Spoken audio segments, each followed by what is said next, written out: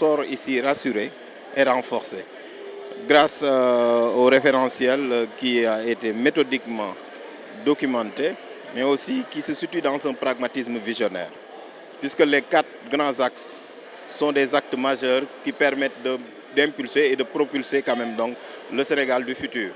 Et à ce niveau, on peut dire tout simplement que ça embrasse tout le Sénégal et toute l'économie, ainsi que tout ce qui est d'ordre institutionnel, politique, étatique, social, culturel et économique.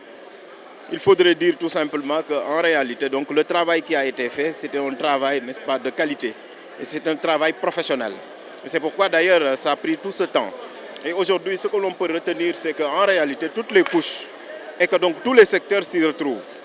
Dans la mesure où, en réalité, c'est synthétique certes, mais ça a été très bien documenté. Et au-delà, c'est tellement élargi que ça embrasse toutes les bases.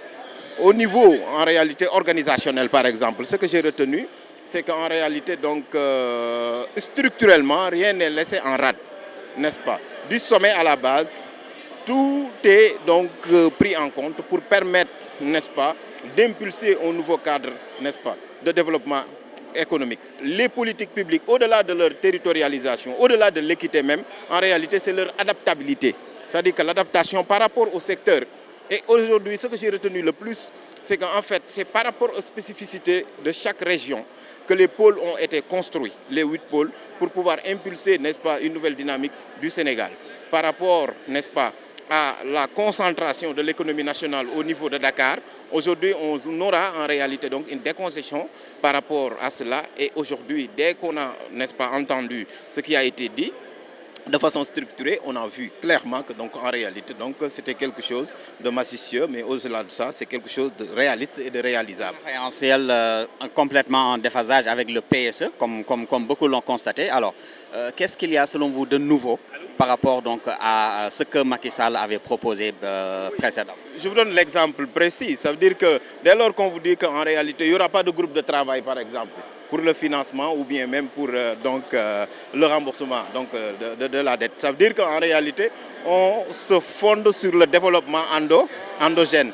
Et figurez-vous bien, n'oubliez pas que le Premier ministre, le Président de la République l'avait instruit à l'occasion d'un Conseil des ministres pour la préparation, ne serait-ce que d'un projet de loi, sur le patriotisme économique et la souveraineté économique. Et c'est ça la rupture aujourd'hui. Au lieu d'aller chercher de l'argent ailleurs, au lieu d'aller s'endetter à un niveau exponentiel, puisque par exemple, on nous a dit que 57% des ressources mobilisées ont servi au paiement de la dette. Mais aujourd'hui, maintenant, donc, on peut se développer du point de vue endogène à travers ces référentiels pour montrer tout simplement qu'il n'existe pas de pays pauvres, il n'existe que des pays où vivent des pauvres. Le Sénégal, n'est-ce pas, a des ressources. Et ces ressources, on nous a démontré et montré aujourd'hui que c'est des ressources au-delà des ressources naturelles, minières. Il y a aussi un capital humain à développer, puisque tout simplement, il suffit de qualifier les gens et de leur permettre de participer à l'effort de développement. Et à ce niveau aussi, donc, il y a une rupture qui a été marquée par ce référentiel.